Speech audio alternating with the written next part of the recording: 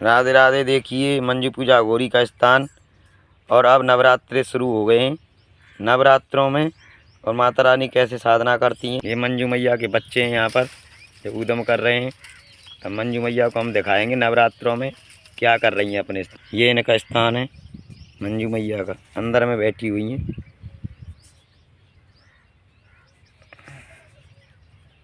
भजन कर रही हैं। नवरात्रि का समय है। अब माता रानी से हम ये पूछते हैं कि नवरात्रों में आप कितने दिन तक साधना में रहेंगी, बात नहीं करेंगी और साधना में रहेंगी। आइए बात करते हैं। जय श्री राधे राधे। राधे राधे। राधे राधे। मैया आप मतलब अब नवरात्रि आज से शुरू हो गई। हाँ, आज से नवरात्र चालू हो गई। तो आप अब साधना में क्या मतलब कितने दिन तक कैसे रहोगी। मेरे 9 दिन तक की साधना है। 9 दिन तक अपना भजन करूंगी। जब भी मेरे को मौका मिलेगा तो आप लोगों से बात करूंगी, वरना अपने भजन में रहूंगी। ये मत समझना कि मैया क्यों नहीं बात कर रही है, क्योंकि मेरा भी भजन नहीं करूंगी तो मैं दुनिया का कल्याण कैसे करूंगी। अच्छा, तो ये श्याम डाक गोवर्धन में आपको मिलेंगी।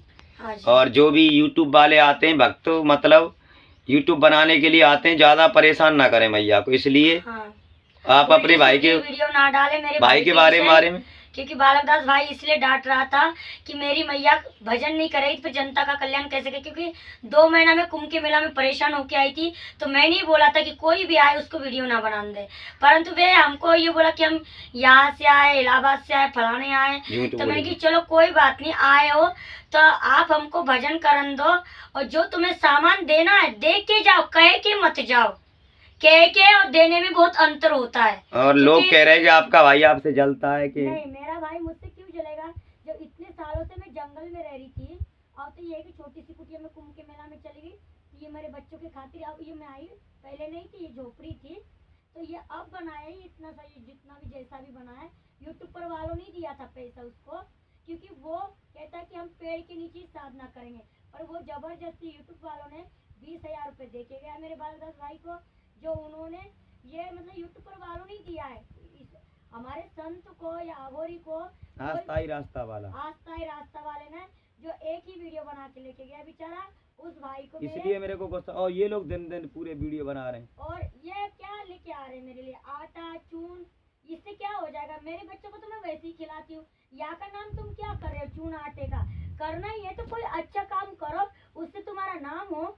या आटा निकला मेरे पास है। और ये बोला कि तुम्हारा भाई बदतमीजी करता है लोगों से। बदतमीजी नहीं, उन्होंने सही कहा है, क्योंकि मेरे साथ दुनिया ने बदतमीजी करी तो जब तक कोई ने कुछ नहीं कहा।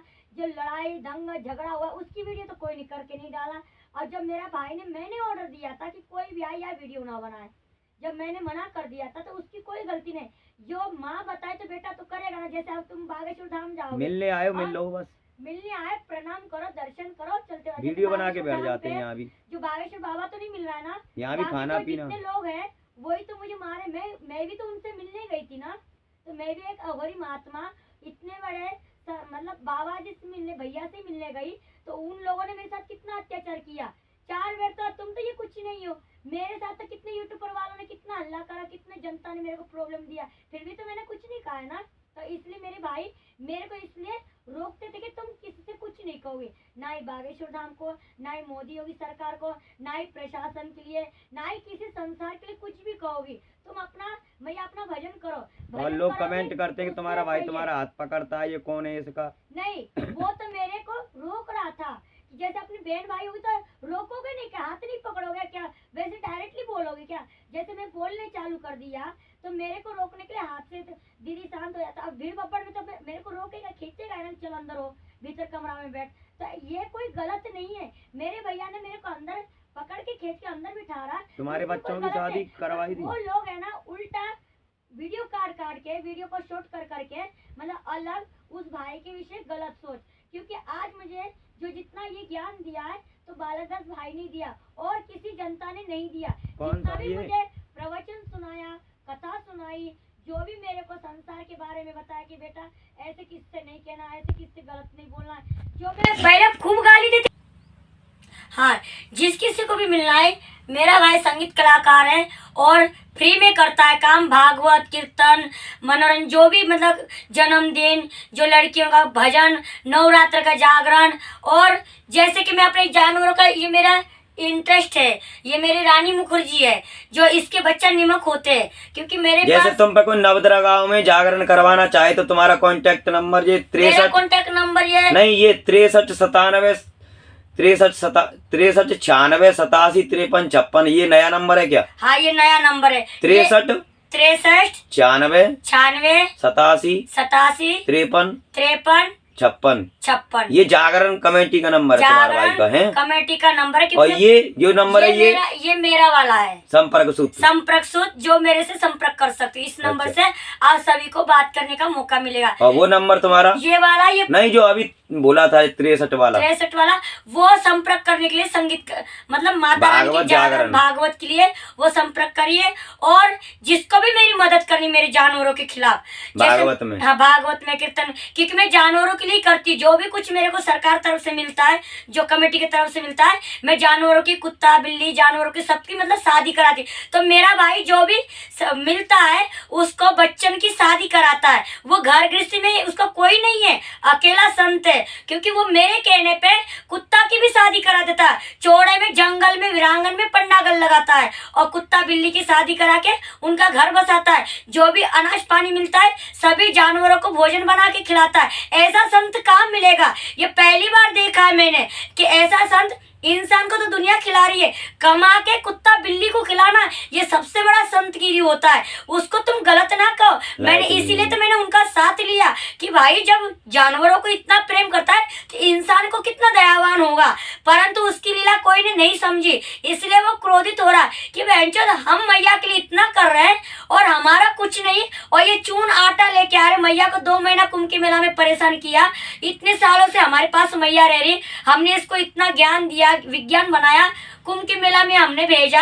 वो तो मैं भाई से छुप के चली गई कि कुंभ का मेला मुझे देखना है। और मेरे पास जड़ी बूटी, मैं बहुत दिन से गई थी, अभी नहीं गई थी, जो जड़ी बूटी भी लेके आई थी। मेरा सब सामान पैसा चोरी हो गया, मेरा बड़ा वाला आईफोन मोबाइल चोरी हो गया, मेरे सब चीज चोरी हो गई, कान की बाल आती वो भी।